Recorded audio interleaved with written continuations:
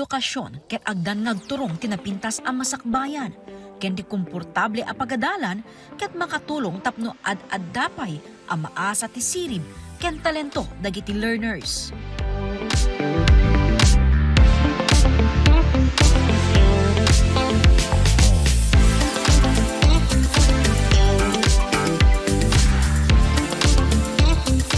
Saan laeng amaysa wenno dua ngem ket di talo nga school building to pesyalin a naiyawat iti Lapas Integrated School. Kagiddan ti kick-off ti Brigada Eskwela.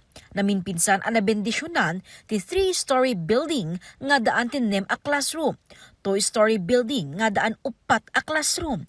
Ken 1-story building nga daan 2 a kwarto wenno pakabuklan a 12 a classrooms. Napan nga tawon kat adan ti duwa gasot nga estudyante ti senior high school ti pag-eskwelahan mi.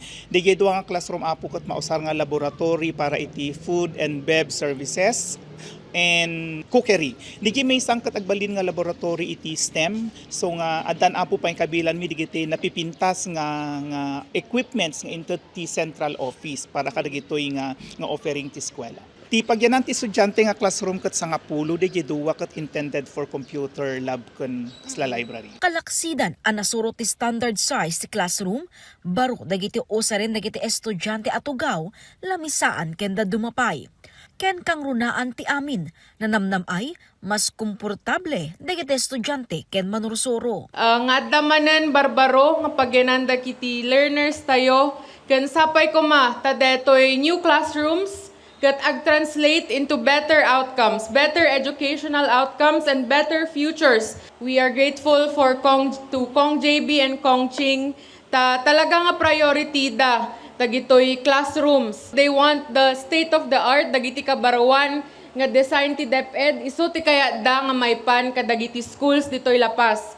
Kasi malaang apo ti yad advocate ko kenyada, kanayon nga manayunan manen iti classrooms, ti buo nga ili tayo. Tapno nasaysayat mo lang, mas motivated na may mayat ti agadal para kadagiti ubing. School year 2021 to 2022, idinangrugi ti Lapas Integrated School anang akomodar ti senior high school. Dagiti daan a classrooms ken temporary learning shelter ti nagserbi a classroom dagiti grade 11 ken grade 12. Iti naglabas nga tawtawen apo digiti nga estudyante kat nagjanda ikadagiti rooms nga binulod mi nga agapo iti elementary nga hanunay nga maus usar digigay daanen kinonvert mi as instructional rooms dijay talo nga klase kat nagjanda iti temporary learning space TLS. Digiti TLS nga may mangkot na pudot.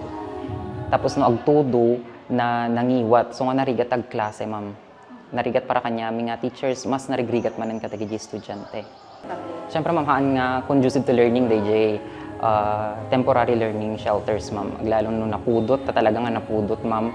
Numat no pa nagtutudo, talaga nga narigat, ma'am. Kasi makita yung, ma'am, nung rumor kayo dito, yung tikwa.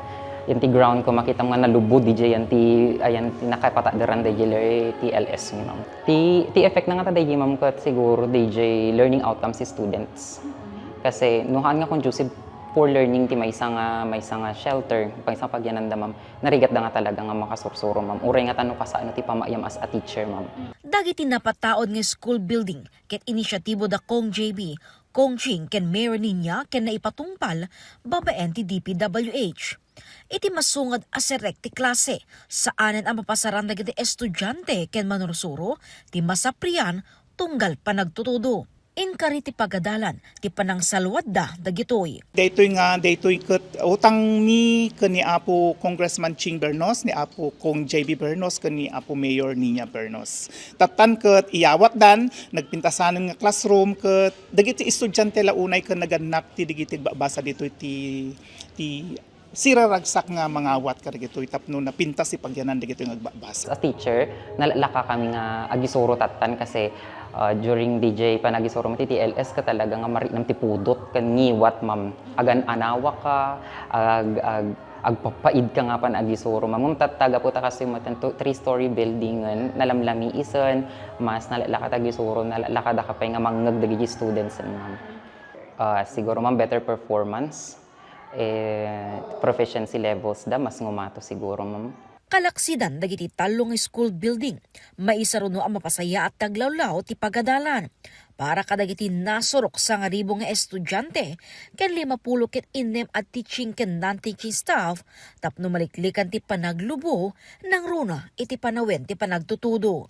Jessica Boreta, Balitang Solid North.